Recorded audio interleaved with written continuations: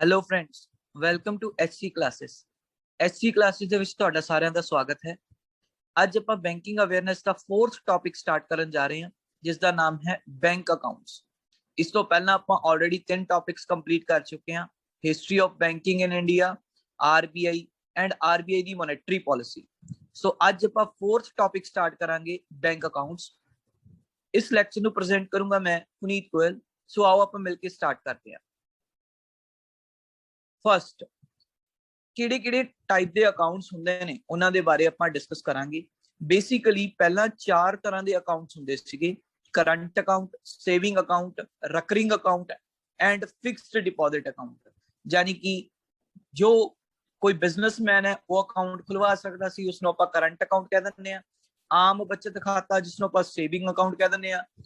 RD recurring deposit ਹੋ ਗਿਆ and fixed deposit ਯਾਨੀ ਕਿ FD ਆਪਾਂ ਲੋਕ ਕਰਵਾ ਕੇ ਰੱਖ ਸਕਦੇ ਸੀਗੇ। ਬਟ ਇਸ ਸਮੇਂ ਜੋ ਟਾਈਪ ਆਫ ਅਕਾਊਂਟਸ ਨੇ ਉਹ 6 ਨੇ: saving account, fixed deposit account, current account, demat account, recurring deposit account, NRI account. So 6 ਦੇ 6 ਟਾਈਪ ਦੇ ਅਕਾਊਂਟਸ ਬਾਰੇ ਆਪਾਂ ਡਿਟੇਲ ਦੇ ਵਿੱਚ ਡਿਸਕਸ ਕਰਾਂਗੇ ਕਿ ਕਿਸ ਤਰ੍ਹਾਂ ਦੇ ਅਕਾਊਂਟਸ ਹੁੰਦੇ ਨੇ, ਇਹਨਾਂ ਦੇ ਵਿੱਚ ਡਿਫਰੈਂਸ ਕੀ ਹੈ ਔਰ ਆਪਾਂ ਇਹਨਾਂ ਤੋਂ ਕਿਸ ਤਰ੍ਹਾਂ ਬੈਨੀਫਿਟ ਲੈ ਸਕਦੇ ਹਾਂ। So let's begin with the first bank account, that is a saving account. So friends, saving account ਦੀ ਗੱਲ ਕਰੀਏ ਤਾਂ ਪੰਜਾਬੀ ਦੇ ਵਿੱਚ ਇਹਨੂੰ ਆਪਾਂ ਖੁੱਲਾ ਖਾਤਾ ਕਹਿ ਦਿੰਦੇ ਆ ਜਾਂ ਬਚਤ ਖਾਤਾ ਕਹਿ ਦਿੰਦੇ ਆ। ਇਸ ਖਾਤੇ ਨੂੰ ਕੋਈ ਵੀ ਪਰਸਨ ਇੰਡੀਵਿਜੂਅਲ ਖੁਲਵਾ ਸਕਦਾ ਹੈ, ਜੁਆਇੰਟ ਅਕਾਊਂਟ ਵੀ ਖੁਲਵਾ ਸਕਦਾ ਹੈ। ਯਾਨੀ ਕਿ ਅਗਰ ਕਿਸੇ ਪਰਸਨ ਨੇ ਇਕੱਲੇ ਨੇ ਖਾਤਾ ਖੁਲਵਾਣਾ ਤਾਂ ਇੰਡੀਵਿਜੂਅਲ ਅਕਾਊਂਟ ਖੁੱਲ ਜਾਏਗਾ ਉਸਦਾ। ਅਗਰ 2 ਪਰਸਨਸ ਨੇ ਮਿਲ ਕੇ ਅਕਾਊਂਟ ਖੁਲਵਾਣਾ ਹੈ ਤਾਂ ਜੁਆਇੰਟ ਅਕਾਊਂਟ ਖੁੱਲ ਜਾਏਗਾ।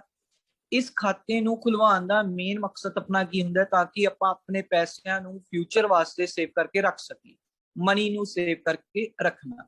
ਔਰ ਜਦੋਂ ਆਪਾਂ ਇਹ ਅਕਾਊਂਟ ਬੈਂਕ ਦੇ ਵਿੱਚ ਓਪਨ ਕਰਵਾਉਂਦੇ ਆ ਤਾਂ ਬੈਂਕ ਆਪਾਂ ਨੂੰ ਇਸ ਖਾਤੇ ਦੇ ਵਿੱਚ ਪਈ ਰਾਸ਼ੀ ਦੇ ਉੱਤੇ ਇੰਟਰਸਟ ਦਿੰਦਾ ਹੈ, ਯਾਨੀ ਕਿ ਵਿਆਜ ਦਿੰਦਾ ਹੈ। ਸੋ ਬੈਂਕ ਆਪਾਂ ਨੂੰ ਜੋ ਵਿਆਜ ਦਿੰਦਾ ਹੈ ਉਸ ਚੀਜ਼ ਨੂੰ ਆਪਾਂ ਆਪਣੇ ਪ੍ਰੋਫਿਟ ਦੇ ਤੌਰ ਤੇ, ਆਪਣੀ ਸੇਵਿੰਗ ਦੀ ਤੌਰ ਤੇ ਯੂਜ਼ ਕਰ ਸਕਦੇ ਹਾਂ। ਸੋ ਇਸ ਅਕਾਊਂਟ ਦੇ ਕੁਝ ਫੀਚਰਸ ਨੇ ਜਿਨ੍ਹਾਂ ਨੂੰ ਆਪਾਂ 1 ਬਾय 1 ਡਿਸਕਸ ਕਰਾਂਗੇ। ਸਭ ਤੋਂ ਪਹਿਲਾ ਫੀਚਰ ਇਸ ਦਾ ਇਹ ਹੈ ਕਿ ਇਹ ਇੰਡੀਵਿਜੂਅਲ ਵਾਸਤੇ ਜਾਂ ਸਮਾਲ ਬਿਜ਼ਨਸ ਪਰਸਨਸ ਵਾਸਤੇ ਅਕਾਊਂਟ ਹੁੰਦਾ ਹੈ। ਕੋਈ ਵੀ ਆਮ ਪਰਸਨ ਇਹ ਖਾਤਾ ਖੁਲਵਾ ਸਕਦਾ ਹੈ। ਇਸ ਦੇ ਨਾਲ ਲੋਕਾਂ ਦੇ ਵਿੱਚ ਸੇਵਿੰਗ ਦੀ ਹੈਬਿਟ ਹੈ ਜਿਹੜੀ ਉਹ ਪੈਦਾ ਹੋਏਗੀ, ਇਸ ਕਰਕੇ ਖਾਤਾ ਖੁਲਵਾਇਆ ਜਾਂਦਾ ਹੈ। ਹੁਣ ਆਪਾਂ ਦੇਖਦੇ ਹਾਂ ਕਿ ਖਾਤਾ ਖੁਲਵਾ ਕੌਣ ਸਕਦਾ ਹੈ। ਕੋਈ ਵੀ ਇੰਡੀਅਨ ਰੈਜ਼ੀਡੈਂਟ ਪਰਸਨ ਜਿਸ ਦੀ ਉਮਰ 18 ਸਾਲ ਤੋਂ ਉੱਪਰ ਹੈ, ਉਹ ਪਰਸਨ ਇਹ ਅਕਾਊਂਟ ਹੈ ਜਿਹੜਾ ਓਪਨ ਕਰਵਾ ਸਕਦਾ ਹੈ। ਬੇਸਿਕਲੀ ਤਾਂ 10 ਸਾਲ ਤੋਂ ਲੈ ਕੇ 18 ਸਾਲ ਦੇ ਬੱਚੇ ਵੀ ਅਕਾਊਂਟ ਖੁਲਵਾ ਸਕਦੇ ਨੇ। ਇਹਨਾਂ ਨੂੰ ਆਪਾਂ ਮਾਈਨਰ ਅਕਾਊਂਟ ਕਹਿ ਦਿੰਦੇ ਆ। ਇਹਦੇ ਵਿੱਚ ਕੁਝ ਰਿਸਟ੍ਰਿਕਸ਼ਨਸ ਹੁੰਦੀਆਂ ਨੇ, ਜਿਸ ਤਰ੍ਹਾਂ ਬੱਚੇ ਨੂੰ ATM ਕਾਰਡ ਨਹੀਂ ਮਿਲਦਾ, ਚੈੱਕ ਬੁੱਕ ਨਹੀਂ ਮਿਲਦੀ, ਤਾਂ ਇਸ ਤਰ੍ਹਾਂ ਦੇ ਅਕਾਊਂਟ ਨੂੰ ਆਪਾਂ ਸੇਵਿੰਗ ਅਕਾਊਂਟ ਬੋਲਦੇ ਹਾਂ। ਲੇਕਿਨ ਜਿਹੜਾ 18+ ਕੈਂਡੀਡੇਟ ਹੁੰਦਾ ਹੈ ਉਸ ਨੂੰ ਡਿਪੈਂਡ ਕਰਦਾ ਕਿ ਉਹ ਕਿਹੜੀਆਂ ਫੈਸਿਲਿਟੀਜ਼ ਅਵੇਲ ਕਰਨਾ ਚਾਹੁੰਦਾ ਬੈਂਕ ਤੋਂ। ATM ਕਾਰਡ ਲੈਣਾ ਚਾਹੁੰਦਾ ਹੈ ਜਾਂ ਉਹ ਚੈੱਕ ਬੁੱਕ ਲੈਣਾ ਚਾਹੁੰਦਾ ਹੈ ਜਾਂ ਨਹੀਂ ਲੈਣਾ ਚਾਹੁੰਦਾ ਹੈ, ਇੰਟਰਨੈਟ ਬੈਂਕਿੰਗ ਯੂਜ਼ ਕਰਨਾ ਚਾਹੁੰਦਾ ਹੈ, ਤਾਂ ਉਹ ਜਿਹੜੀਆਂ ਫੈਸਿਲਿਟੀਜ਼ ਯੂਜ਼ ਕਰਨਾ ਚਾਹੁੰਦਾ ਉਸ ਦੇ ਅਕੋਰਡਿੰਗ ਉਹ ਬੈਂਕ ਤੋਂ ਆਪਣੀ ਅਕਾਊਂਟ ਦੇ ਵਿੱਚ ਉਹ ਫੈਸਿਲਿਟੀਜ਼ ਲੈ ਸਕਦਾ ਹੈ। ਸੋ ਮੈਂ ਜਿਸ ਤਰ੍ਹਾਂ ਤੁਹਾਨੂੰ ਦੱਸਿਆ ਕਿ ਬੈਂਕ ਆਪਾਂ ਨੂੰ ਇਹਨਾਂ ਅਕਾਊਂਟਸ ਦੇ ਵਿੱਚ ਜਿਹੜੀ ਆਪਣੀ ਮਨੀ ਹੋਏਗੀ ਉਸ ਦੇ ਉੱਤੇ ਵਿਆਜ ਦਿੰਦਾ ਹੈ। ਸੋ ਕਿੰਨਾ ਵਿਆਜ ਦਿੰਦਾ ਹੈ? ਹਰ ਇੱਕ ਬੈਂਕ ਦਾ ਬੇਸਿਕਲੀ ਜਿਹੜਾ ਰੇਟ ਆਫ ਇੰਟਰਸਟ ਹੈ ਉਹ ਵੇਰੀ ਕਰਦਾ ਰਹਿੰਦਾ। ਅਗਰ ਮੈਂ ਅੱਜ ਦੀ ਗੱਲ ਕਰਾਂ ਤਾਂ ਤਕਰੀਬਨ ਜਿੰਨੇ ਵੀ ਬੈਂਕ ਨੇ ਉਹਨਾਂ ਦਾ ਰੇਟ ਆਫ ਇੰਟਰਸਟ 3.5% ਤੋਂ ਲੈ ਕੇ 6% ਦੇ ਵਿੱਚ ਹੈ। ਜ਼ਿਆਦਾਤਰ ਤਾਂ 3.5% ਹੀ ਹੈ। ਐਂਡ ਨੈਕਸਟ ਪੁਆਇੰਟ ਮੈਂ ਤੁਹਾਨੂੰ ਦੱਸਣ ਲੱਗਿਆ, ਵੈਰੀ ਇੰਪੋਰਟੈਂਟ ਪੁਆਇੰਟ। ਇਸ ਦੇ ਵਿੱਚ ਜੋ ਇਹ ਅਕਾਊਂਟ ਹੈ ਆਪਣਾ ਸੇਵਿੰਗ ਅਕਾਊਂਟ ਹੈ, ਇਸ ਦੇ ਵਿੱਚ ਪਰਸਨ ਜਿੰਨੇ ਮਰਜ਼ੀ ਵਾਰੀ ਪੈਸੇ ਜਮ੍ਹਾਂ ਕਰਵਾ ਸਕਦਾ ਹੈ। there is no limit to the number of times the account holder can deposit money। ਇੱਥੇ ਮੈਂ ਗੱਲ ਕਰ ਰਿਹਾ ਡਿਪੋਜ਼ਿਟ ਮਨੀ, ਜਮਾ ਜਿੰਨੇ ਮਰਜ਼ੀ ਵਾਰੀ ਕਰਵਾ ਸਕਦਾ। ਲੇਕਿਨ ਬੈਂਕ ਨੇ ਕੁਝ ਰਿਸਟ੍ਰਿਕਸ਼ਨਸ ਲਗਾਈਆਂ ਹੋਈਆਂ ਨੇ ਪੈਸੇ ਕਢਵਾਉਣ ਤੇ, ਯਾਨੀ ਕਿ ਵਿਡਰਾਅ ਕਰਵਾਉਣ ਤੇ। ਪਰਸਨ ਹੈ ਜਿਹੜਾ ਉਹ ਸਿਰਫ ਔਰ ਸਿਰਫ ਕੁਝ ਹੀ ਵਾਰ ਪੈਸੇ ਅਕਾਊਂਟ ਦੇ ਵਿੱਚੋਂ ਕਢਵਾ ਸਕਦਾ ਹੈ। ਜ਼ਿਆਦਾਤਰ ਹਰ ਇੱਕ ਬੈਂਕ 4 ਵਾਰੀ ਦਿੰਦਾ ਹੈ ਫ੍ਰੀ ਆਫ ਕੋਸਟ। 4 ਵਾਰੀ ਪਰਸਨ ਆਪਣੇ ਖਾਤੇ ਵਿੱਚੋਂ ਪੈਸੇ ਕਢਵਾ ਸਕਦਾ ਹੈ। ਉਸ ਤੋਂ ਬਾਅਦ ਅਗਰ ਉਹ ਪੈਸੇ ਕਢਵਾਉਂਦਾ ਹੈ ਤਾਂ ਉਸਦੇ ਉੱਤੇ ਬੈਂਕ ਜਿਹੜਾ ਚਾਰजेस ਲਗਾਉਣੇ ਸ਼ੁਰੂ ਕਰ ਦਿੰਦਾ ਹੈ। ਸੋ ਇਹ ਇੰਪੋਰਟੈਂਟ ਪੁਆਇੰਟ ਹੈ ਕਿ ਡਿਪੋਜ਼ਿਟ ਦੇ ਉੱਤੇ ਕੋਈ ਵੀ ਰਿਸਟ੍ਰਿਕਸ਼ਨ ਨਹੀਂ। ਜਿੰਨੇ ਮਰਜ਼ੀ ਵਾਰੀ ਡਿਪੋਜ਼ਿਟ ਕਰਵਾਓ, ਜਿੰਨਾ ਮਰਜ਼ੀ ਡਿਪੋਜ਼ਿਟ ਕਰਵਾਓ, वो परसन ने देखना है कितना डिपॉजिट करवाना है कितना नहीं करवाना, बट रिस्ट्रिक्शन है विथड्रॉ दे उत्ते। Next saving account holder person ਨੂੰ ATM ਦੀ फैसिलिटी मिलती है, डेबिट कार्ड ਦੀ फैसिलिटी मिलती है, ठीक है जी। एंड क्या इस खाते ਦੇ ਵਿੱਚ ਆਪਾਂ ਕੋਈ बैलेंस मेनटेन करके रखना है, डिपेंड करता है बैंक टू बैंक। ਕਿਸੇ ਬੈਂਕ ਦੇ ਵਿੱਚ ਜ਼ੀਰੋ ਬੈਲੈਂਸ ਅਕਾਊਂਟ ਖੁੱਲ ਜਾਂਦਾ ਹੈ, ਉਸ ਦੇ ਵਿੱਚ ਕੋਈ ਵੀ ਬੈਲੈਂਸ ਮੇਨਟੇਨ ਕਰਨ ਦੀ ਲੋੜ ਨਹੀਂ ਹੈ। ਕਿਸੇ ਦੇ ਵਿੱਚ 1000 ਰੁਪਏ ਮਿਨੀਮਮ ਬੈਲੈਂਸ ਮੇਨਟੇਨ ਕਰਕੇ ਰੱਖਣਾ ਹੀ ਰੱਖਣਾ ਹੁੰਦਾ ਹੈ। ਡਿਪੈਂਡ ਕਰਦਾ ਹੈ ਕਿ ਤੁਸੀਂ ਕਿਸ ਟਾਈਪ ਦੀ ਫੈਸਿਲਿਟੀ ਅਵੇਲ ਕਰ ਰਹੇ ਹੋ ਬੈਂਕ ਤੋਂ, ਔਰ ਤੁਹਾਡਾ ਬੈਂਕ ਤੁਹਾਡੇ ਤੋਂ ਕਿੰਨਾ ਮਿਨੀਮਮ ਬੈਲੈਂਸ ਰਖਵਾਉਂਦਾ ਹੈ। ਸੋ ਫਰੈਂਡਸ, ਇਹ ਸੀਗਾ ਆਪਣਾ ਸੇਵਿੰਗ ਅਕਾਊਂਟ। ਇਸ ਦੇ ਵਿੱਚ ਆਪਾਂ ਨੇ ਜੋ ਸਿੱਖਿਆ ਉਹਨੂੰ ਆਪਾਂ ਇੱਕ ਵਾਰੀ ਰਿਵਾਈਜ਼ ਕਰ ਲਈਏ। ਸੇਵਿੰਗ ਅਕਾਊਂਟ ਆਪਾਂ ਸੇਵਿੰਗ ਦੇ ਪਰਪਸ ਵਾਸਤੇ ਅਕਾਊਂਟ ਖੁਲਵਾਉਂਦੇ ਆ। इस अकाउंट ਨੂੰ ਕੋਈ ਵੀ ਇੰਡੀਵਿਜੂਅਲ ਪਰਸਨ, ਕੋਈ ਵੀ ਸਮਾਲ ਬਿਜ਼ਨਸਮੈਨ ਖੁਲਵਾ ਸਕਦਾ ਹੈ। ਇਸ ਦੇ ਵਿੱਚ ਲੋਕਾਂ ਦੇ ਪ੍ਰਤੀ ਜੋ ਹੈ ਸੇਵਿੰਗ ਦੀ ਭਾਵਨਾ ਪੈਦਾ ਹੋਏਗੀ। 18 ਸਾਲ ਜਾਂ 18 ਸਾਲ ਤੋਂ ਵੱਧ ਪਰਸਨ ਦਾ ਏਜ ਗਰੁੱਪ ਦੇ ਪਰਸਨ ਦਾ ਅਕਾਊਂਟ ਓਪਨ ਹੋ ਜਾਂਦਾ ਹੈ। ਅਕਾਊਂਟ 10 ਤੋਂ 18 ਸਾਲ ਦੇ ਪਰਸਨ ਦਾ ਵੀ ਹੋ ਜਾਂਦਾ, ਉਹ ਮਾਈਨਰ ਅਕਾਊਂਟ ਹੁੰਦਾ, ਉਸ ਦੇ ਵਿੱਚ ਕੁਝ ਰਿਸਟ੍ਰਿਕਸ਼ਨਸ ਹੁੰਦੀਆਂ ਨੇ। ਇਸ ਦੇ ਉੱਤੇ ਆਪਾਂ ਨੂੰ ਬੈਂਕ ਜੋ ਵਿਆਜ ਦਿੰਦਾ ਹੈ ਤਕਰੀਬਨ 3.5% ਤੋਂ 6% ਦੇ ਵਿੱਚ ਆਪਾਂ ਨੂੰ ਵਿਆਜ ਮਿਲਦਾ ਹੈ। ਇਸ ਦੇ ਵਿੱਚ ਆਪਾਂ ਜਿੰਨੇ ਮਰਜ਼ੀ ਵਾਰੀ ਪੈਸੇ ਜਮ੍ਹਾਂ ਕਰਵਾ ਸਕਦੇ ਹਾਂ, ਲੇਕਿਨ ਇੱਕ ਮੰਥ ਦੇ ਵਿੱਚ ਸਿਰਫ 4 ਵਾਰੀ ਹੀ, ਜਾਂ ਅਲੱਗ ਤੋਂ ਅਲੱਗ ਬੈਂਕਸ ਤੋਂ ਵੇਰੀ ਕਰਦਾ ਰਹਿੰਦਾ ਹੈ। ਮੋਸਟਲੀ 4 ਵਾਰੀ ਆਪਾਂ ਪੈਸੇ ਵਿਡਰਾਅ ਕਰਾ ਸਕਦੇ ਹਾਂ, ਉਸ ਤੋਂ ਬਾਅਦ ਆਪਣੇ ਤੇ ਚਾਰजेस ਲੱਗਣੇ ਸ਼ੁਰੂ ਹੋ ਜਾਂਦੇ ਨੇ। ਸੇਵਿੰਗ ਅਕਾਊਂਟ ਦੇ ਵਿੱਚ ਆਪਾਂ ਨੂੰ ATM ਦੀ ਫੈਸਿਲਿਟੀ ਮਿਲਦੀ ਹੈ, ਡੈਬਿਟ ਕਾਰਡ ਦੀ ਫੈਸਿਲਿਟੀ ਮਿਲਦੀ ਹੈ, ਐਂਡ ਕਈ ਬੈਂਕ ਇਸ ਖਾਤੇ ਦੇ ਵਿੱਚ ਮਿਨੀਮਮ ਬੈਲੈਂਸ ਮੇਨਟੇਨ ਕਰਨ ਲਈ ਕੰਮ ਖੋਲਦੇ ਨੇ। ਕਹਿ ਦਿੰਦੇ ਨੇ ਕਿ ਇਸ ਦੇ ਵਿੱਚ ਮਿਨੀਮਮ ਅਕਾਊਂਟ ਇੰਨਾ ਬੈਲੈਂਸ ਜਿਹੜਾ ਮੇਨਟੇਨ ਕਰਕੇ ਰੱਖਣਾ ਹੀ ਰੱਖਣਾ ਪਏਗਾ, ਔਰ ਕੁਝ ਜ਼ੀਰੋ ਬੈਲੈਂਸ ਅਕਾਊਂਟ ਵੀ ਖੁੱਲ ਜਾਂਦੇ ਹਨ। ਸੋ ਨੈਕਸਟ ਆਪਾਂ ਸਟਾਰਟ ਕਰਨ ਲੱਗਿਆ ਸੈਕੰਡ ਟਾਈਪ ਆਫ ਅਕਾਊਂਟ, ਜਿਸ ਦਾ ਨਾਮ ਹੈ ਕਰੰਟ ਅਕਾਊਂਟ। ਜੋ ਕਰੰਟ ਅਕਾਊਂਟ ਹੈ ਇਹ ਬਿਜ਼ਨਸਮੈਨ ਲੋਕ ਓਪਨ ਕਰਵਾਉਂਦੇ ਨੇ। ਕੋਈ ਐਸੋਸੀਏਸ਼ਨ ਹੈ, ਕੋਈ ਇੰਸਟੀਟਿਊਸ਼ਨਸ ਨੇ, ਕੋਈ ਕੰਪਨੀਆਂ ਨੇ, ਕੋਈ ਧਾਰਮਿਕ ਸੰਸਥਾ ਹੈ, ਜਾਂ ਕੋਈ ਵੀ ਬਿਜ਼ਨਸ ਪਰਸਨ ਹੈ, ਉਹ ਇਸ ਤਰ੍ਹਾਂ ਦੇ ਅਕਾਊਂਟ ਨੇ ਜਿਹੜੇ ਉਹ ਓਪਨ ਕਰਵਾਉਂਦੇ ਹੈਗੇ ਨੇ। ਇਸ ਦੇ ਵਿੱਚ ਕੋਈ ਰਿਸਟ੍ਰਿਕਸ਼ਨ ਨਹੀਂ, ਜਿੰਨੇ ਮਰਜ਼ੀ ਵਾਰੀ ਪੈਸੇ ਜਮ੍ਹਾਂ ਕਰਵਾਓ, ਜਿੰਨੇ ਮਰਜ਼ੀ ਵਾਰੀ ਕਢਵਾਓ। ਇੰਟਰਨੈਟ ਬੈਂਕਿੰਗ ਦੀ ਫੈਸਿਲਿਟੀਜ਼ ਚ ਮਿਲ ਜਾਂਦੀ ਹੈ, ਆਪਾਂ ਨੂੰ ATM ਦੀ ਫੈਸਿਲਿਟੀ ਮਿਲ ਜਾਂਦੀ ਹੈ, ਚੈੱਕ ਬੁੱਕ ਦੀ ਫੈਸਿਲਿਟੀ ਮਿਲ ਜਾਂਦੀ ਹੈ, ਪਲੱਸ ਆਪਾਂ ਨੂੰ ਓਵਰਡਰਾਫਟ ਦੀ ਫੈਸਿਲਿਟੀ ਮਿਲ ਜਾਂਦੀ ਹੈ। ਨਾਓ ਵਾਟ ਇਜ਼ ਓਵਰਡਰਾਫਟ? ਓਵਰਡਰਾਫਟ ਦਾ ਮਤਲਬ ਹੈ ਬੈਂਕ ਤੋਂ ਆਪਾਂ ਕਰਜ਼ਾ ਲੈ ਸਕਦੇ ਹਾਂ। ਬੈਂਕ ਤੋਂ ਪੈਸੇ ਆਪਾਂ ਯੂਜ਼ ਕਰ ਲਏ ਇੱਕ ਵਾਰੀ ਜਦੋਂ ਆਪਾਂ ਨੂੰ ਲੋੜ ਹੈ, ਬਾਅਦ ਦੇ ਵਿੱਚ ਆਪਾਂ ਕੁਝ ਟਾਈਮ ਬਾਅਦ ਉਸ ਪੈਸਿਆਂ ਨੂੰ ਵਾਪਸ ਕਰਤਾ। ਇਸ ਅਕਾਊਂਟ ਨੂੰ ਆਪਾਂ ਇੰਟਰਸਟ ਕਮਾਉਣ ਦੇ ਜਾਂ ਸੇਵਿੰਗ ਦੇ ਤੌਰ ਤੇ ਯੂਜ਼ ਨਹੀਂ ਕਰਦੇ, ਕਿਉਂਕਿ ਬੈਂਕ ਕਰੰਟ ਅਕਾਊਂਟ ਤੇ ਕੋਈ ਵੀ ਆਪਾਂ ਨੂੰ ਵਿਆਜ ਪੇ ਨਹੀਂ ਕਰਦਾ। ਸੋ ਕਰੰਟ ਅਕਾਊਂਟ ਔਰ ਸੇਵਿੰਗ ਅਕਾਊਂਟ ਦੇ ਵਿੱਚ ਡਿਫਰੈਂਸ ਕੀ ਹੈ? ਸੇਵਿੰਗ ਅਕਾਊਂਟ ਦੇ ਵਿੱਚ ਆਪਾਂ ਸੇਵਿੰਗ ਦੇ ਪਰਪਸ ਵਾਸਤੇ ਅਕਾਊਂਟ ਓਪਨ ਕਰਵਾਉਂਦੇ ਆ, ਲੇਕਿਨ ਕਰੰਟ ਅਕਾਊਂਟ ਦੇ ਵਿੱਚ ਆਪਾਂ ਬਿਜ਼ਨਸ ਪਰਪਸ ਵਾਸਤੇ ਕਰੰਟ ਅਕਾਊਂਟ ਹੈ ਜਿਹੜਾ ਓਪਨ ਕਰਵਾਉਂਦੇ ਆ। ਸੇਵਿੰਗ ਅਕਾਊਂਟ ਦੇ ਵਿੱਚ ਆਪਾਂ ਨੂੰ ਵਿਆਜ ਮਿਲਦਾ ਹੈ, ਲੇਕਿਨ ਕਰੰਟ ਅਕਾਊਂਟ ਦੇ ਵਿੱਚ ਆਪਾਂ ਨੂੰ ਕੋਈ ਵੀ ਵਿਆਜ ਨਹੀਂ ਮਿਲਦਾ ਹੈ। ਸੋ ਇਹ ਸੀਗੇ ਆਪਣੇ first and second type of account, saving account and current account. Now ਆਪਾਂ ਥਰਡ ਕੈਟੇਗਰੀ ਤੇ ਆ ਗਏ ਜੀ, RD ਯਾਨੀ ਕਿ ਰੈਕਰਿੰਗ ਡਿਪੋਜ਼ਿਟ ਅਕਾਊਂਟ। ਤੁਸੀਂ ਸਭ ਨੇ ਸੁਣਿਆ ਹੋਵੇਗਾ RD FD ਬਾਰੇ। RD ਬਾਰੇ ਆਪਾਂ ਡਿਸਕਸ ਕਰਨ ਲੱਗੇ ਆ ਜੀ। RD ਕੀ ਹੈ? ਜਦੋਂ ਆਪਾਂ ਮੰਥਲੀ ਮਹੀਨੇ ਦੀ ਮਹੀਨੇ ਬੈਂਕ ਦੇ ਵਿੱਚ ਕੋਈ ਆਪਣੇ ਪੈਸੇ ਫਿਕਸਡ ਅਮਾਉਂਟ ਹੈ ਜਿਹੜੀ ਜਮ੍ਹਾਂ ਕਰਵਾਈਏ। ਮੰਨ ਲਓ ਕਿਸੇ ਪਰਸਨ ਨੇ, ਰਾਮ ਨੇ ਬੈਂਕ ਦੇ ਵਿੱਚ ਇੱਕ RD ਕਰਵਾਤੀ, ਉਸਨੇ 1000 ਰੁਪਏ ਪਰ ਮੰਥ ਦੀ ਜਿਹੜੀ RD ਕਰਵਾਈ ਹੈ। ਉਹ ਹੁਣ ਜੋ RD ਹੈ ਉਹ ਡਿਪੈਂਡ ਕਰਦਾ ਉਹ ਕਿੰਨੇ ਸਾਲ ਵਾਸਤੇ ਕਰਾਉਂਦਾ ਹੈ। ਮੈਕਸਿਮਮ ਜੋ RD ਹੁੰਦੀ ਹੈ ਤੇ FD ਹੁੰਦੀ ਹੈ ਮੈਕਸਿਮਮ 10 ਸਾਲ ਵਾਸਤੇ ਹੋ ਸਕਦੀ ਹੈ, ਇਸ ਤੋਂ ਜ਼ਿਆਦਾ ਵਾਸਤੇ RD ਜਾਂ FD ਨਹੀਂ ਕਰਵਾ ਸਕਦੇ। 7 ਦਿਨਾਂ ਤੋਂ ਸ਼ੁਰੂ ਹੋ ਜਾਂਦੀ ਹੈ, 7 ਦਿਨ ਤੋਂ ਲੈ ਕੇ ਤੁਸੀਂ 10 ਸਾਲ ਤੱਕ FD ਜਾਂ RD ਕਰਵਾ ਸਕਦੇ ਹੋ। ਮੰਨ ਲਓ ਕਿਸੇ ਪਰਸਨ ਨੇ 2 ਸਾਲ ਵਾਸਤੇ RD ਕਰਵਾਤੀ, ਤਾਂ ਉਹ 1 ਮਹੀਨੇ ਦਾ 1000 ਰੁਪਏ ਪੇ ਕਰ ਰਿਹਾ। ਉਹ 2 ਸਾਲ ਲਗਾਤਾਰ 1000 ਰੁਪਏ ਕਰਦਾ ਪੇ ਕਰਦੇ ਰਹੇਗਾ। At the end of 2 years ਉਸਨੂੰ ਜਿੰਨਾ ਰੇਟ ਆਫ ਇੰਟਰਸਟ ਹੈ, ਵਿਆਜ ਹੈ, ਉਸ ਦੇ ਹਿਸਾਬ ਨਾਲ ਮੈਚਿਓਰਿਟੀ ਤੇ ਉਸਦੇ ਅਕਾਊਂਟ ਦੇ ਵਿੱਚ ਪੈਸੇ ਹੈ ਜਿਹੜੇ ਉਹ ਆ ਜਾਂਦੇ ਨੇ। ਯਾਨੀ ਕਿ ਉਹ ਆਪਣੇ ਪੈਸੇ ਜੋ ਜਮ੍ਹਾਂ ਕਰਵਾਉਂਦਾ ਹੈ, ਵਿਆਜ ਉਸ ਦੇ ਉੱਤੇ ਮਿਲਦਾ ਹੈ। RD ਦਾ ਵਿਆਜ ਸੇਵਿੰਗ ਅਕਾਊਂਟ ਦੇ ਵਿਆਜ ਦੇ ਨਾਲੋਂ ਥੋੜਾ ਜ਼ਿਆਦਾ ਹੁੰਦਾ ਹੈ। ਔਰ RD ਨੂੰ ਤੁਸੀਂ ਇਹ ਨਹੀਂ ਹੈਗਾ ਕਿ ਅੱਜ ਆਪਾਂ 10000 ਰੁਪਇਆ ਕਢਾ ਲਿਆ, RD ਕੰਟੀਨਿਊ ਕਰ ਲਈ। ਤੁਸੀਂ ਆਰਡੀ ਜਿੰਨੇ ਸਮੇਂ ਲਈ ਕਰਵਾਉਂਦੇ ਹੋ, ਜਾਂ ਤਾਂ ਤੁਸੀਂ ਉਸ ਸਮੇਂ ਤੋਂ ਬਾਅਦ ਮੈਚਿਓਰਿਟੀ ਤੋਂ ਬਾਅਦ ਪੈਸੇ ਤੁਹਾਡੇ ਕੋਲੇ ਆਉਂਦੇ ਨੇ, ਜਾਂ ਤੁਸੀਂ ਅਗਰ ਵਿੱਚ ਵਿਚਾਲੇ ਵੀ ਆਰਡੀ ਨੂੰ ਬੰਦ ਕਰਵਾਉਣਾ ਚਾਹੁੰਦੇ ਹੋ ਤਾਂ ਤੁਸੀਂ ਕਰਵਾ ਸਕਦੇ ਹੋ। ਉਸ ਦੇ ਉੱਤੇ ਜਿਹੜਾ ਬੈਂਕ ਹੈ ਉਹ ਉਨਾ ਵਿਆਜ ਨਹੀਂ ਤੁਹਾਨੂੰ ਦੇਗਾ ਜਿੰਨਾ ਪਹਿਲਾਂ ਉਹਨਾਂ ਨੇ ਓਵਰਆਲ ਪੂਰੀ ਮੈਚਿਓਰਿਟੀ ਤੇ ਦੇਣਾ ਸੀ। ਸੋ ਆਰਡੀ ਕੌਣ ਪਰਸਨ ਓਪਨ ਕਰਵਾ ਸਕਦਾ ਹੈ? ਮਿਨੀਮਮ ਕਿੰਨੇ ਰੁਪਈਆਂ ਦੇ ਵਿੱਚ ਆਰਡੀ ਹੋ ਸਕਦੀ ਹੈ? ਸੋ ਆਰਡੀ यानी कि रिकरिंग डिपॉजिट कोई भी इंडिविजुअल पर्सन, कोई भी इंस्टीट्यूट आरडी अकाउंट ओपन करवा सकता है, चाहे वो इंडिविजुअली करवावे चाहे वो सैपरेटली या जॉइंटली जिवें मर्जी करवा सकता है। वो किसी भी तरीके नाल 3 महीनों बाद किश्त भरनी है, 6 महीनों बाद किश्त भरनी है या मंथली किश्त भरनी है, किसी भी तरह इंस्टॉलमेंट पे कर सकता है।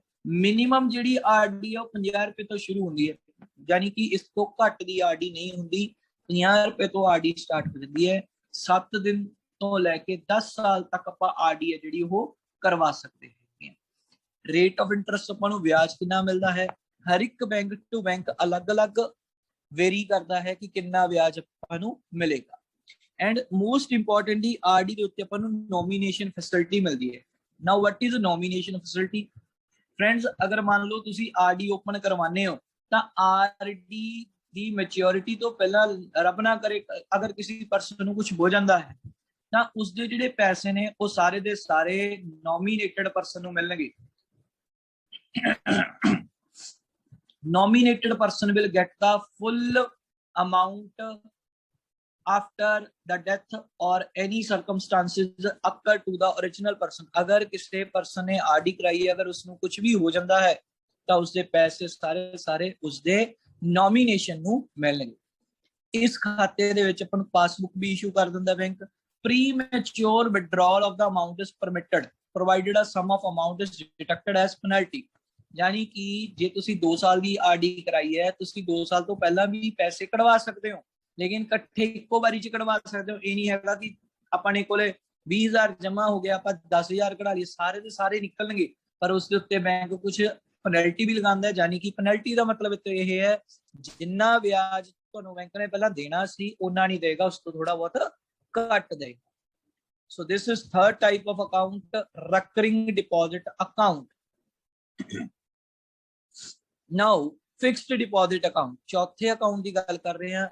बिल्कुल आरडी की तरह ही एफडी है, बट डिफरेंस की है, आरडी दे विच आपां किश्त दे रूप दे विच पैसे जमा करते हैं, लेकिन एफडी आपां एक बारी पैसे जमा करने ने, at the end of the maturity आपां नूं पैसे मिलणगे। ਜਾਂ अगर ਆਪਾਂ ਵਿੱਚ ਦੀ एफडी ਨੂੰ ਤੜਵਾਉਣਾ ਚਾਹੁੰਦੇ ਆ, ਪਹਿਲਾਂ ਪੈਸੇ ਕਢਵਾਉਣਾ ਚਾਹੁੰਦੇ ਆ ਤਾਂ ਆਪਾਂ ਪਹਿਲਾਂ ਵੀ ਕਢਵਾ ਸਕਦੇ ਹਾਂ। ਬਸ ਆਰਡੀ ਦੇ ਵਿੱਚ ਆਪਾਂ ਕਿਸ਼ਤ ਦੇਣੀ ਹੈ, ਚਾਹੇ ਆਪਾਂ ਮੰਥਲੀ ਦਈਏ, ਚਾਹੇ ਆਪਾਂ ਕੁਆਟਰਲੀ ਦਈਏ, ਚਾਹੇ ਆਪਾਂ ਹਾਫ ਈਅਰਲੀ ਦਈਏ, ਲੇਕਿਨ एफडी ਦੇ ਵਿੱਚ ਕੋਈ ਕਿਸ਼ਤਾਂ ਨਹੀਂ ਹੁੰਦੀਆਂ। एफडी ਦੇ ਵਿੱਚ ਆਪਾਂ ਇੱਕ ਵਨ ਟਾਈਮ ਪੈਸੇ ਜਮ੍ਹਾਂ ਕਰਵਾਉਣੇ ਨੇ ਔਰ at the end of the maturity ਆਪਾਂ ਨੂੰ ਪੂਰੇ ਦੇ ਪੂਰੇ ਸਣੇ ਵਿਆਜ ਪੈਸੇ ਮਿਲ ਜਾਂਦੇ ਆ। सो एफडी यानी कि फिक्स्ड डिपॉजिट एक बैंक अकाउंट है जिहड़ा कि किसी भी सरकारी बैंक, किसी भी प्राइवेट बैंक दे विच तुसीं ओपन करवा सकते हो। इस दे फीचर्स की ने आपां एक one by one. So first feature आपां इसदा डिस्कस करन लगे हां। It is one time deposit, एक बारी पैसा जमा करवाना है ते इक्को बारी अपने खाते दे विच पैसे आउणगे। ठीक है जी, आपां अपनी मैच्योरिटी ते पैसे अपने खाते च आ जाते हैं, आप उन्होंने यूज कर सकते हैं, आप प्री मैच्योर विड्रॉल भी कर सकते हैं। बैंक आपां नूं एफडी दे उत्ते ब्याज दिंदा है। बैंक दे विच आपां एफडी करवा सकते हैं, डिपेंड करदा भी आपां कितनी अमाउंट डिपॉजिट कराउणी है प्लस कितनी ड्यूरेशन वास्ते। मिनिमम 7 दिन वास्ते एफडी हुंदी है और मैक्सिमम 10 साल वास्ते एफडी करवा सकते हैं। इसकी फुल जिहड़ी पेमेंट है पूरी दी पूरी, अगर आप मान लो 3 साल की एफडी कराई है तो 3 साल की मैच्योरिटी डेट तो बाद अपने खाते दे विच आ जांदे ने, आप उन्होंने यूज कर सकते हैं। जिस तरह की मैं पहला भी तुहानूं दस्सिया प्री मैच्योर आपां विड्रॉल करा सकते हैं, यानी कि एफडी की म्याद पूरी होने तो पहला भी पैसे कढ़वा सकते हैं, परंतु उस दे उत्ते आपां नूं इन्ना ब्याज नहीं मिलूगा जिन्ना उसकी मैच्योरिटी ते मिलना सी। So this is fixed deposit account. Next ਆਪਾਂ ਸਿੱਖਣ ਲੱਗੇ ਹਾਂ ਜੀ ਡੀਮੈਟ ਅਕਾਊਂਟ ਬਾਰੇ। ਡੀਮੈਟ यानी कि डीमैटीरियलाइज्ड अकाउंट। ਜਦੋਂ ਕੋਈ ਵੀ ਪਰਸਨ ਨੇ ਜਾਂ ਕਿਸੇ ਆਰਗੇਨਾਈਜੇਸ਼ਨ ਨੇ ਕਿਸੇ ਵੀ ਤਰ੍ਹਾਂ ਦੇ ਬੌਂਡਸ ਜਾਂ ਸ਼ੇਅਰਸ ਖਰੀਦਣੇ ਹੁੰਦੇ ਨੇ ਇਲੈਕਟ੍ਰੋਨਿਕ ਬੌਂਡਸ ਜਾਂ ਕਿਸੇ ਕੰਪਨੀ ਦੇ ਸ਼ੇਅਰ ਖਰੀਦਣੇ ਹੁੰਦੇ ਨੇ ਤਾਂ ਉਸ ਨੂੰ ਬੌਂਡਸ ਜਾਂ ਸ਼ੇਅਰ ਖਰੀਦਣ ਵਾਸਤੇ ਇੱਕ ਅਕਾਊਂਟ ਓਪਨ ਕਰਵਾਉਣਾ ਪੈਂਦਾ ਹੈ ਜਿਸ ਦਾ ਨਾਮ ਹੈ demat account, dematerialised account. Demat account open ਕਰਵਾਉਣ ਵਾਸਤੇ ਤੁਹਾਨੂੰ KYC ਕਰਵਾਉਣਾ ਪੈਂਦਾ ਹੈ। Now what do you mean by the term KYC? ਇੱਥੇ ਇੱਕ ਟਰਮ ਆਈ ਹੈ KYC, KYC ਯਾਨੀ ਕਿ know your customer। ਫਰੈਂਡਸ, ਚਾਹੇ ਤੁਸੀਂ ਸੇਵਿੰਗ ਅਕਾਊਂਟ ਕਰਵਾਉਣਾ, ਚਾਹੇ ਤੁਸੀਂ ਕਰੰਟ ਅਕਾਊਂਟ ਕਰਵਾਉਣਾ, ਚਾਹੇ ਤੁਸੀਂ FD ਕਰਵਾਉਣੀ ਹੈ, ਚਾਹੇ RD ਕਰਵਾਉਣੀ ਹੈ, ਚਾਹੇ ਡੀਮੈਟ ਅਕਾਊਂਟ ਕਰਵਾਉਣਾ ਹੈ, ਅੱਜ ਇਸ ਸਮੇਂ ਬੈਂਕ ਦੇ ਵਿੱਚ ਜਿਹੜਾ ਮਰਜ਼ੀ ਅਕਾਊਂਟ ਓਪਨ ਕਰਵਾਉਣ ਜਾਓਗੇ ਤੁਹਾਨੂੰ KYC ਕਰਵਾਉਣਾ ਪੈਣਾ ਹੀ ਪੈਣਾ ਹੈ। KYC ਯਾਨੀ ਕਿ know your customer, ਇਸ ਦੇ ਵਿੱਚ ਇੱਕ ਆਇਡੈਂਟੀ ਪ੍ਰੂਫ ਐਂਡ ਇੱਕ ਐਡਰੈਸ ਪ੍ਰੂਫ ਪਲੱਸ ਤੁਹਾਡੀਆਂ ਪਾਸਪੋਰਟ ਸਾਈਜ਼ ਫੋਟੋਗ੍ਰਾਫਸ, ਤੁਹਾਡੇ ਸਿਗਨੇਚਰ ਹੁੰਦੇ ਨੇ, ਤੁਹਾਡਾ ਮੋਬਾਈਲ ਫੋਨ ਲਿੰਕ ਕੀਤਾ ਜਾਂਦਾ ਹੈ, ਤੁਹਾਡਾ ਆਧਾਰ ਕਾਰਡ, ਇਹ ਚੀਜ਼ਾਂ ਡਾਕੂਮੈਂਟਸ ਉੱਥੇ ਤੁਹਾਨੂੰ ਦੇਣੇ ਪੈਂਦੇ ਨੇ ਜਿਸ ਨੂੰ ਆਪਾਂ KYC ਬੋਲਦੇ ਹਾਂ, know your customer। ਇਹ ਖਾਤਾ ਓਪਨ ਕਰਵਾਉਣ ਵਾਸਤੇ ਮੈਂਡੇਟਰੀ ਹੈ। ਕੋਈ ਵੀ ਟ੍ਰੇਡਰਸ ਨੇ, ਜਿਹੜੇ ਵਪਾਰੀ ਨੇ, ਉਹ ਡੀਮੈਟ ਅਕਾਊਂਟ ਓਪਨ ਕਰਵਾਉਂਦੇ ਨੇ। ਕਿਸੇ ਵੀ ਤਰ੍ਹਾਂ ਦਾ ਆਨਲਾਈਨ ਜਿਹੜਾ ਹੈ ਸਮਾਨ ਹੈ ਜਿਹੜਾ ਉਹ ਸੇਲ ਪਰਚੇਸ ਕਰਦੇ ਨੇ ਤਾਂ ਉਹ ਡੀਮੈਟ ਅਕਾਊਂਟ ਦੀ ਹੈਲਪ ਦੇ ਨਾਲ ਕਰ ਸਕਦੇ ਨੇ। ਐਂਡ ਕਿਸੇ ਨੇ ਕਿਸੇ ਵੀ ਕੰਪਨੀ ਦਾ ਬੌਂਡ ਖਰੀਦਣਾ ਹੈ, ਸ਼ੇਅਰ ਖਰੀਦਣਾ ਹੈ ਤਾਂ ਉਹਦੇ ਵਾਸਤੇ ਆਪਾਂ ਨੂੰ ਡੀਮੈਟ ਅਕਾਊਂਟ ਚਾਹੀਦਾ ਹੁੰਦਾ ਹੈ। ਲਾਸਟ ਟਾਈਪ ਆਫ ਅਕਾਊਂਟਸ ਨੇ ਜੀ NRI ਅਕਾਊਂਟਸ। NRI ਯਾਨੀ ਕਿ ਨਾਨ ਰੈਜ਼ੀਡੈਂਟ ਇੰਡੀਅਨ ਅਕਾਊਂਟਸ। ਸੋ ਉਹ ਪਰਸਨ ਜੋ ਕੋਈ ਫੋਰਨ ਤੋਂ ਆਇਆ ਹੈ, ਇੰਡੀਆ ਦੇ ਵਿੱਚ ਆਪਣਾ ਅਕਾਊਂਟ ਓਪਨ ਕਰਵਾਉਣਾ ਚਾਹੁੰਦਾ ਹੈ, ਜਾਂ ਕੋਈ ਪਰਸਨ ਇੰਡੀਆ ਤੋਂ ਫੋਰਨ ਕੰਟਰੀ ਦੇ ਵਿੱਚ ਜਾ ਕੇ ਵਸ ਰਿਹਾ ਹੈ, ਉਹ ਆਪਣਾ ਅਕਾਊਂਟ ਓਪਨ ਕਰਵਾਉਣਾ ਚਾਹੁੰਦਾ ਹੈ, ਜਾਂ ਕੋਈ ਪਰਸਨ ਫੋਰਨ ਕਰੰਸੀ ਦੇ ਵਿੱਚ ਇੰਡੀਆ ਦੇ ਵਿੱਚ ਅਕਾਊਂਟ ਓਪਨ ਕਰਵਾਉਣਾ ਚਾਹੁੰਦਾ ਹੈ, ਤਾਂ ਇਸ ਤਰ੍ਹਾਂ ਦੇ ਅਕਾਊਂਟਸ ਨੂੰ ਆਪਾਂ NRI ਅਕਾਊਂਟਸ ਬੋਲਦੇ ਹਾਂ। ਇਸ ਦੇ ਤਿੰਨ ਪਾਰਟਸ ਨੇ, NRO, NRE and FCNR। So one by one ਆਪਾਂ ਇਹਨਾਂ ਨੂੰ ਸਾਰਿਆਂ ਨੂੰ ਡਿਸਕਸ ਕਰਾਂਗੇ। ਫਸਟ ਸਟਾਰਟ ਕਰਨ ਲੱਗੇ ਹਾਂ ਜੀ ਆਪਾਂ NRO ਅਕਾਊਂਟਸ ਤੋਂ। NRO ਯਾਨੀ ਕਿ non resident ordinary rupees account. ਇਸ ਦੇ ਵਿੱਚ ਕੀ ਹੈ, this shall allows you to transfer your foreign earnings easily to India. ਕੋਈ ਵੀ ਪਰਸਨ ਇੰਡੀਆ ਦੇ ਵਿੱਚ ਆਪਣੇ ਕਮਾਈ ਬਾਹਰਲੇ ਮੁਲਕ ਤੋਂ ਕਰਕੇ ਇੰਡੀਆ ਦੇ ਵਿੱਚ ਭੇਜ ਸਕਦਾ ਹੈ। ਉਹ ਆਪਣੇ ਸੇਵਿੰਗ ਅਕਾਊਂਟ 'ਚ ਟ੍ਰਾਂਸਫਰ ਕਰੇ, ਚਾਹੇ ਕਰੰਟ ਅਕਾਊਂਟ 'ਚ ਕਰੇ, ਚਾਹੇ ਉਹ FD ਕਰਾਵੇ, ਚਾਹੇ ਉਹ RD ਕਰਾਵੇ। ਇਸ ਖਾਤੇ ਨੂੰ ਉਹ ਚਾਹੇ ਆਪਣਾ ਕੱਲਾ ਯੂਜ਼ ਕਰੇ, ਚਾਹੇ ਉਹ ਕਿਸੇ ਨਾਲ ਜੁਆਇੰਟ ਓਪਨ ਕਰਵਾਵੇ ਅਕਾਊਂਟ। ਇਸ ਤਰ੍ਹਾਂ ਦੇ ਅਕਾਊਂਟ ਆਪਾਂ NRO ਅਕਾਊਂਟ ਬੋਲਦੇ ਹਾਂ, non resident ordinary rupees account. Next ਹੈ ਜੀ NRE account, non resident external rupees account. ਜਦੋਂ ਕੋਈ ਇੰਡੀਅਨ ਪਰਸਨ ਫੋਰਨ ਮੂਵ ਕਰ ਜਾਂਦਾ ਹੈ, ਅਬਰੋਡ ਚਲਾ ਜਾਂਦਾ ਹੈ, ਤਾਂ ਉਸ ਦਾ ਅਕਾਊਂਟ NRE ਦੇ ਵਿੱਚ ਕਨਵਰਟ ਕਰ ਦਿੱਤਾ ਜਾਂਦਾ ਹੈ। ਇਸ ਖਾਤੇ ਨੂੰ ਉਹ ਕੱਲਾ ਵੀ ਯੂਜ਼ ਕਰ ਸਕਦਾ ਹੈ, ਉਸ ਖਾਤੇ ਨੂੰ ਉਹ ਆਪਣੀ ਫੈਮਿਲੀ ਨੂੰ ਵੀ ਇੱਕ ਜੁਆਇੰਟ ਦੇ ਰੂਪ ਦੇ ਵਿੱਚ ਪਰਮਿਸ਼ਨ ਦੇ ਸਕਦਾ ਹੈ ਯੂਜ਼ ਕਰਨ ਵਾਸਤੇ। ਬੈਂਕ ਨੂੰ ਇਨਸਟਰਕਸ਼ਨਸ ਹੁੰਦੀਆਂ ਨੇ ਕਿ ਇਹ ਪਰਸਨ ਫੋਰਨ ਜਾ ਰਿਹਾ, ਇਸ ਦਾ ਅਕਾਊਂਟ NRE ਅਕਾਊਂਟ ਹੈ। NRE ਅਕਾਊਂਟ ਦੇ ਵਿੱਚ ਉਹ ਜਦੋਂ ਮਰਜ਼ੀ ਪੈਸੇ ਆਪਣੇ ਟ੍ਰਾਂਸਫਰ ਕਰ ਸਕਦਾ ਹੈ ਫੋਰਨ ਤੋਂ, ਔਰ ਉਸਦੀ ਫੈਮਿਲੀ ਮੈਂਬਰ ਉਸ ਅਕਾਊਂਟ ਨੂੰ ਯੂਜ਼ ਕਰ ਸਕਦੇ ਨੇ, ਯਾਨੀ ਕਿ ਅਕਾਊਂਟ ਜੁਆਇੰਟ ਅਕਾਊਂਟ ਬਣ ਜਾਂਦਾ। ਲਾਸਟ ਹੈ ਜੀ FCNR। FCNR ਯਾਨੀ ਕਿ foreign currency non resident account. This type of account can be open to manage an international currency. ਯਾਨੀ ਕਿ ਫਰੈਂਡਸ, ਜਦੋਂ ਕੋਈ ਪਰਸਨ ਫੋਰਨ ਕਰੰਸੀ ਦੇ ਵਿੱਚ ਪੈਸੇ ਟ੍ਰਾਂਸਫਰ ਕਰਦਾ ਹੈ ਇੰਡੀਆ ਦੇ ਵਿੱਚ, ਉਸਦੀ ਕਰੰਸੀ ਰੁਪੀਸ ਨਹੀਂ ਹੋਏਗੀ, ਡਾਲਰ 'ਚ ਹੋ ਸਕਦੀ ਹੈ, ਯੂਰੋ 'ਚ ਹੋ ਸਕਦੀ ਹੈ, ਪਾਉਂਡ 'ਚ ਹੋ ਸਕਦੀ ਹੈ, ਕਿਸੇ ਵੀ ਅਲੱਗ ਦੇਸ਼ ਦੀ ਕਰੰਸੀ ਦੀ ਫਾਰਮ ਦੇ ਵਿੱਚ ਹੈ, ਉਸ ਕਰੰਸੀ ਦੀ ਉਹ FD ਕਰਵਾ ਸਕਦਾ ਹੈ, RD ਕਰਵਾ ਸਕਦਾ ਹੈ। ਠੀਕ ਹੈ ਜੀ, ਇਸ ਚੀਜ਼ ਨੂੰ ਆਪਾਂ ਬੋਲਦੇ ਹਾਂ FCNR। ਔਰ FCNR ਅਕਾਊਂਟ ਦੇ ਵਿੱਚ ਅਗਰ ਕਿਸੇ ਪਰਸਨ ਨੇ FD ਜਾਂ RD ਕਰਾਤੀ ਤਾਂ ਉਹ ਪ੍ਰੀ ਮੈਚਿਓਰਿਟੀ ਨਹੀਂ ਕਰਵਾ ਸਕਦਾ, ਯਾਨੀ ਕਿ ਉਸਨੇ ਅਗਰ 1 ਸਾਲ ਦੀ FD ਜਾਂ RD ਕਰਾਈ ਹੈ ਤਾਂ ਉਹਨੂੰ ਪੈਸੇ 1 ਸਾਲ ਬਾਅਦ ਹੀ ਮਿਲਣਗੇ। This is called FCNR। ਇਸ ਦੇ ਵਿੱਚ ਪ੍ਰੀ ਮੈਚਿਓਰਿਟੀ ਨਹੀਂ ਹੁੰਦੀ ਹੈ। ਸੋ ਫਰੈਂਡਸ, ਇਸ ਸੀ ਅੱਜ ਆਪਣੀ ਕਲਾਸ ਦੇ 6 ਤਰ੍ਹਾਂ ਦੇ ਅਕਾਊਂਟਸ, ਜਿਸ ਦੇ ਵਿੱਚ ਆਪਾਂ ਨੇ ਸੇਵਿੰਗ ਅਕਾਊਂਟ ਬਾਰੇ ਸਿੱਖਿਆ, ਕਰੰਟ ਅਕਾਊਂਟ ਬਾਰੇ ਸਿੱਖਿਆ, ਆਪਾਂ ਨੇ FD ਬਾਰੇ ਸਿੱਖਿਆ, RD ਬਾਰੇ ਸਿੱਖਿਆ, ਡੀਮੈਟ ਅਕਾਊਂਟ ਬਾਰੇ ਸਿੱਖਿਆ ਐਂਡ ਲਾਸਟ NRI ਅਕਾਊਂਟਸ ਬਾਰੇ ਸਿੱਖਿਆ ਹੈ। ਆਈ ਹੋਪ ਫਰੈਂਡਸ ਤੁਹਾਨੂੰ ਮੇਰਾ ਲੈਕਚਰ ਪਸੰਦ ਆਇਆ ਹੋਵੇਗਾ। ਅਗਰ ਤੁਹਾਨੂੰ ਮੇਰਾ ਲੈਕਚਰ ਪਸੰਦ ਆਇਆ ਤਾਂ ਮੇਰੇ YouTube ਚੈਨਲ ਨੂੰ ਸਬਸਕ੍ਰਾਈਬ ਕਰੋ, ਜ਼ਿਆਦਾ ਤੋਂ ਜ਼ਿਆਦਾ ਆਪਣੇ ਫਰੈਂਡਸ ਦੇ ਨਾਲ ਸ਼ੇਅਰ ਕਰੋ ਤਾਂ ਕਿ ਉਹ ਵੀ ਇਸ ਚੀਜ਼ ਦਾ ਬੈਨੀਫਿਟ ਲੈ ਸਕਣ। ਅਗਰ ਫਰੈਂਡਸ ਤੁਹਾਨੂੰ ਕੋਈ ਕਿਸੇ ਵੀ ਤਰ੍ਹਾਂ ਦੀ ਕੋਈ ਸਟੱਡੀ ਰਿਲੇਟਡ ਕੁਐਰੀ ਆਂਦੀ ਹੈ ਤਾਂ ਤੁਸੀਂ ਮੈਨੂੰ Facebook ਤੇ ਫੋਲੋ ਕਰ ਸਕਦੇ ਹੋ। फेसबुक ते मेरी पर्सनल आईडी है www.facebook.com/erpuneet10 एंड अपना HC क्लासेस बरनाला दा पेज बनया होया www.facebook.com/hcclassesbnl एंड फ्रेंड्स तुसी मेनू इंस्टाग्राम ते भी फॉलो कर सकते हो। इंस्टाग्राम ते मेरी आईडी बनी है https:/www.instagram.com/hcclassesbnl। सो फ्रेंड्स आज ਲਈ ਇੰਨਾ ਹੀ। आई होप ਤੁਹਾਨੂੰ ਸਾਰੇ ਦਾ ਸਾਰਾ ਸਮਝ ਆ ਗਿਆ ਹੋਵੇਗਾ। ਨੈਕਸਟ ਵੀਡੀਓ ਮੈਂ ਲੈ ਕੇ ਆਉਂਗਾ ਜਿਸ ਦੇ ਵਿੱਚ ਆਪਾਂ ਨੈਕਸਟ ਟੌਪਿਕਸ ਨੇ ਜਿਹੜੇ ਬੈਂਕਿੰਗ ਅਬਰਟਸਮੈਂਟ ਬਾਰੇ ਡਿਸਕਸ ਕਰਾਂਗੇ। ਅੱਜ ਲਈ ਨਹੀਂ, ਥੈਂਕ ਯੂ ਸੋ ਮਚ।